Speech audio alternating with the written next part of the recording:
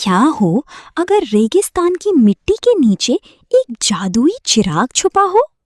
अयान नाम का एक लड़का एडवेंचर की तलाश में रेगिस्तान में घूम रहा था। तभी उसे एक पुरानी अंधेरी गार मिली। गार के अंदर एक नीला चमकता चिराग पड़ा था। जैसे ही अयान ने चिराग को साफ किया, वुश, एक जायंट जीनी धुएं में से बाहर आया। मैं ज़फीर हूँ, तुम्हारी 3 विशेस पूरी होंगी। अयान ने फौरन कहा, मैं दुनिया देखना चाहता हूँ।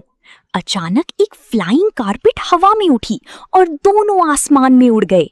लेकिन सफर के दौरान आसमान अचानक काला हो गया।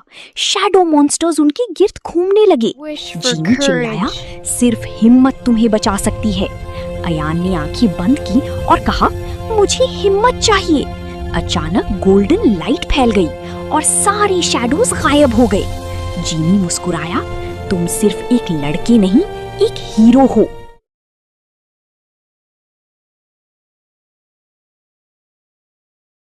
अगर तुम्हें एक जादुई जीनी मिलता तो तुम अपनी पहली विश क्या मांगते?